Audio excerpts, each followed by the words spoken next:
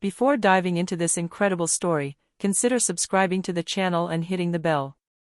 Every story here has something to say, and you won't want to miss a single one. The rain fell in thick curtains on the small, isolated house, making the night even darker and more oppressive. Inside, a flickering light filtered through the shutters. A woman in her 40s, her face marked by worry and fatigue, stood by the front door, listening to the heavy silence of the night. Suddenly, a faint sound, a panting breath, came from outside. Her heart sank. She slowly turned the key, opened the door a crack, and what she saw froze her in place. On the threshold, trembling, frozen, and huddled under a damp blanket, stood her daughter. Her clothes torn and muddy, her hair plastered to her face by the rain, and her eyes red, drowned in tears. The silence of the night was broken by a heartrending sob. The mother knelt down with trembling hands and took her daughter into her arms. Her own tears mingled with the child's, rolling down her cheeks with an intensity she hadn't felt in years. "Oh, my baby," she whispered, her voice breaking with emotion. She felt the cold and fear slowly disappear, replaced by a mixture of relief and despair. The night suddenly seemed darker, and yet, in her arms, her daughter finally found a little warmth and security. At that moment, she understood that nothing would ever be the same again. Morning dawned on the small house, revealing puddles of water and mud tracks on the doorstep. The mother, still trembling, had wrapped her daughter in a warm blanket and sat down beside her on the old, worn sofa. Why are you out like this?" she asked softly, fearing the answer. The girl looked away, her eyes full of shame and fear. She clutched the blanket to her, unable to speak. After a long silence, she whispered, "Mom. I ran away." The words fell like stones into the mother's heart. She felt a mixture of anger, worry, and sadness wash over her. "Run away? But why, darling? What happened?" The girl bowed her head, tears silently rolling down her cheeks. I couldn't stay there anymore, with them," she said, her voice breaking. The mother frowned, trying to understand. She knew her daughter had her difficulties, but she never imagined the situation had reached this point. "Tell me, everything, I want to know everything," insisted the mother, her voice trembling. And it was there, beneath the sound of the rain gradually receding, that the girl began to tell everything, the humiliations, the injustices, the accumulated fears, every detail she had kept to herself for too long.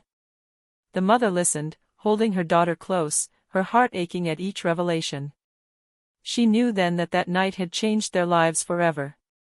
They couldn't erase the past, but together, they would have to find a way to rebuild what had been broken. The next morning, the rain had stopped, leaving behind gray skies and still-soaked streets. The mother decided it was time to face reality. She knew she couldn't just leave things as they were.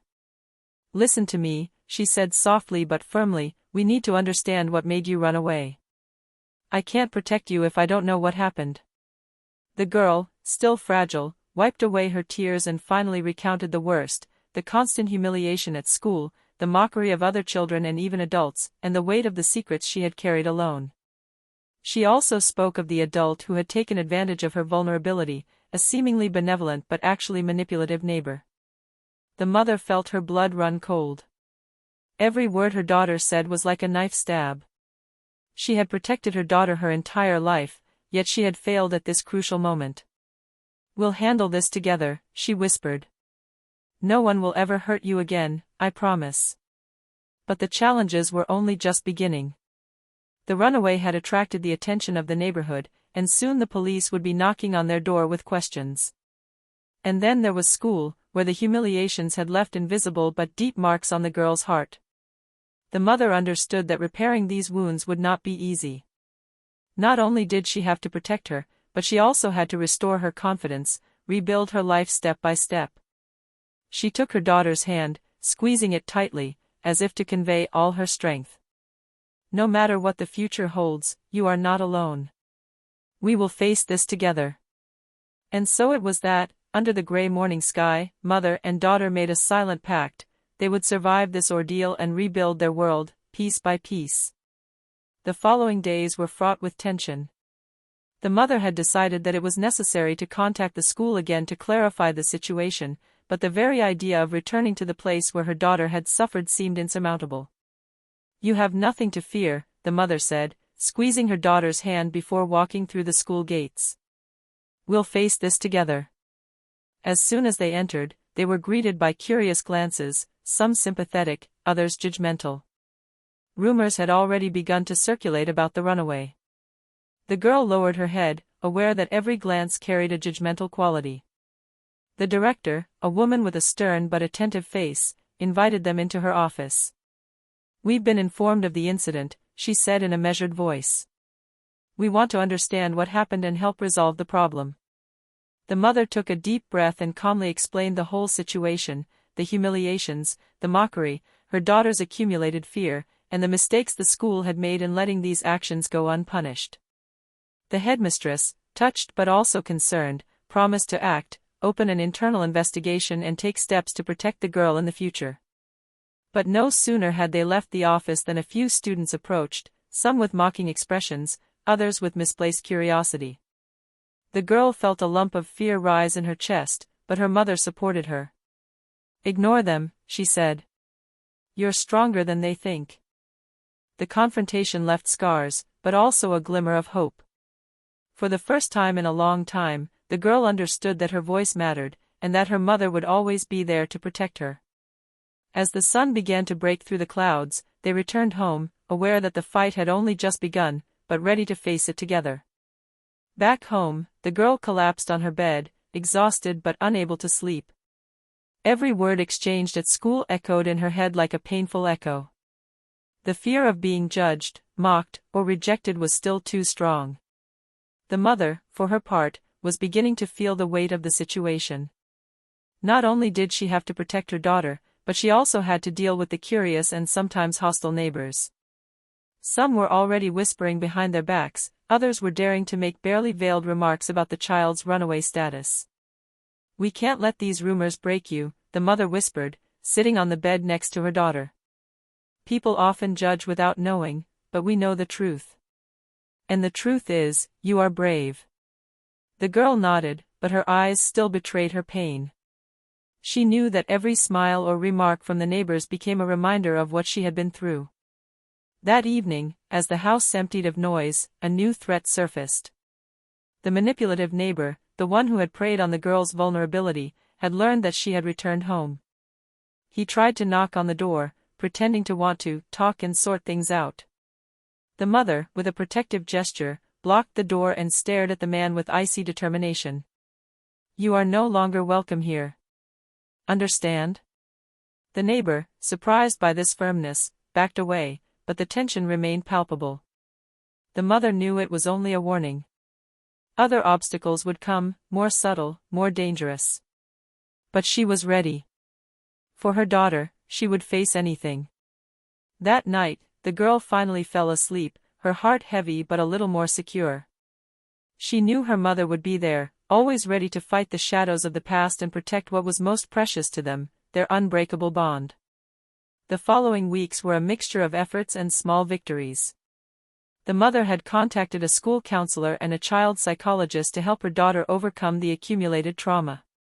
Each session was difficult, filled with painful memories, but she gradually began to speak openly about what she had experienced. One morning, the girl agreed to return to the park near the school, accompanied by her mother. Just crossing that place, where she had been humiliated so many times, seemed like a mountain to her. "You don't have to be afraid," her mother said, holding her hand. "We're doing this together." At first, every glance from the other children made her recoil, every smile or whisper reminded her of her vulnerability. But a small group of friends, who had witnessed her courage and were aware of what she had been through, approached her with kindness. They invited her to play, to talk, and to gradually regain a sense of normalcy. That first, simple interaction was a springboard for her. She discovered that friendship and support could exist even after pain. At home, her mother continued to support her, encouraging her to keep a journal, express her emotions and celebrate every small victory. "You see, darling," she said one evening, "you're getting stronger every day." The wounds remain, but they don't define who you are. For the girl, it was a glimmer of hope. For the first time in a long time, she felt that the future could be different, that there was light at the end of the tunnel. But the mother knew that the road would still be long, that unexpected challenges would arise, and that each small step required courage and perseverance. And in this strengthened bond, mother and daughter prepared to face the next chapters of their lives, together, against all odds. Everything seemed to be settling down. The girl was laughing again with some of her friends, and the house was gradually returning to a calmer atmosphere. But the tranquility was deceptive. One afternoon, as her mother was preparing dinner, there was a sharp knock at the door. Her heart sank. She knew who was there even before she opened the door. The manipulative neighbor, the same one who had tried to approach the night she ran away, was standing in the doorway, a cold smile on his lips. "I just wanted to talk," he said in a honeyed voice, but his eyes betrayed something else. The mother pushed him away violently, closing the door with a firm lock. "I told you you had no business being here anymore. Don't ever come near my daughter again." But this confrontation left its mark. The girl, hearing the man's voice, felt fear and anger rise within her. The mother knew that this was not just a physical threat, but a psychological game. The man knew how to sow doubt and fear. In the evening, after the neighbor had left, the mother sat with her daughter in the living room, hugging her tightly. "You have nothing to fear. I'm here. We'll keep him at bay. But we'll have to be careful." The girl nodded, her hands clasped around her mother's. She understood that, despite progress, some wounds never completely disappeared and that some trials had to be faced more than once. That night, mother and daughter cried together, but they weren't tears of despair. They were tears of newfound strength, courage, and determination. They knew the road would be long, but they were ready to fight, hand in hand, against any shadows that would try to reach them. The following week saw the girl gradually regain her self-confidence. Sessions with the psychologist helped her put her fear and anger into words, and her mother's support gave her the strength to get up each morning with a little more courage. At school, some friendships began to form. A small group of students, impressed by her courage and resilience, invited her to participate in activities and play with them. The girl, although wary at first, timidly accepted. But the road to recovery was far from linear. One day during recess, a group of older students began teasing her. The teasing was subtle, but it stung deeply: whispers, snickers, remarks about her running away. The girl felt fear rise again, the fear she thought she had overcome. Memories of the past humiliation paralyzed her for a moment.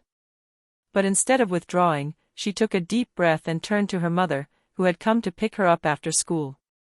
"You are stronger than them," the mother whispered, taking her hand.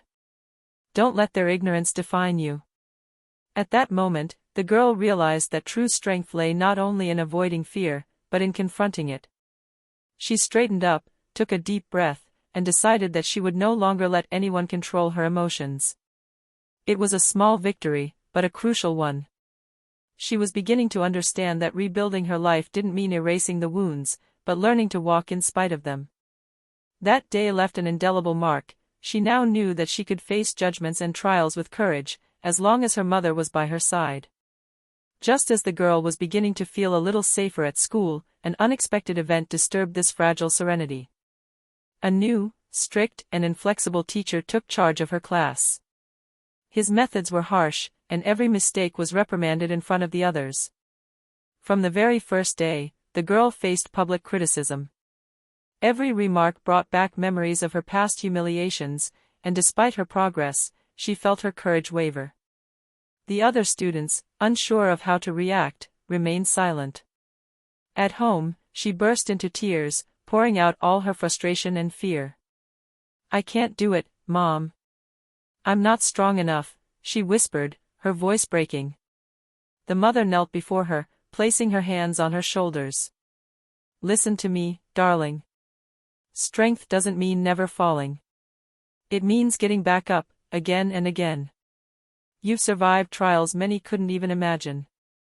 That teacher doesn't know you, and his words don't define who you are." The next day, the mother accompanied her daughter to school. Together, they devised a strategy. The daughter would learn to respond calmly to criticism, to ask for help when needed, and, above all, not to let the judgment of others control her emotions. It was a difficult start. The criticism didn't stop immediately, but the girl began to understand something vital. Every confrontation, every challenge, was an opportunity to build her confidence and show that she wasn't defined by the mistakes or judgments of others. This ordeal, although daunting, became a turning point. The girl felt that she was no longer just surviving, she was beginning to fight for herself, for her dignity, and for the indestructible relationship with her mother. Weeks passed, and the girl was finally beginning to regain emotional stability. She laughed with her new friends, actively participated in class, and began to believe in her own worth. But the past was never far away. One evening, while the mother was preparing dinner, footsteps sounded outside the house. The daughter felt her heart race. The manipulative neighbor was back, bolder than ever. He knocked insistently on the door. "Let me in," he said in a honeyed but menacing voice. The mother, her face hardened with determination, stared at him without blinking. "You've already had your chance. Get out now, or I'll call the police." The man sneered, but before he could reply, the girl stepped forward. For the first time in a long time, she felt a new strength within her. She raised her head, looked the neighbor straight in the eye, and said firmly, "You'll never scare me again. I'm not the same person you knew. I'm strong, and my mother is here for me. Get out, now." The neighbor, surprised by this audacity, stepped back, disconcerted by the girl's unexpected courage. He understood that his manipulation would no longer have any effect. After a tense silence, he finally left the doorway, muttering empty threats that neither mother nor daughter really heard anymore. The mother took her daughter in her arms, their tears this time mixed with intense relief. "You were incredible," she said, her voice shaky but proud. "You faced fear and overcame it." The girl, exhausted but happy, understood that that night marked the end of a dark chapter. She had faced her greatest enemy and discovered a strength she never knew she possessed. For the first time in a long time, mother and daughter felt free, ready to turn the page and move forward towards a future they could finally imagine with confidence and serenity. The days that followed were filled with serenity and small victories. The manipulative neighbor was gone from their lives, the threat was removed. At school, the girl had earned the respect of her classmates and even some teachers, thanks to her perseverance and the courage she had shown in the face of challenges. At home, the daily routine became a cocoon of security and love.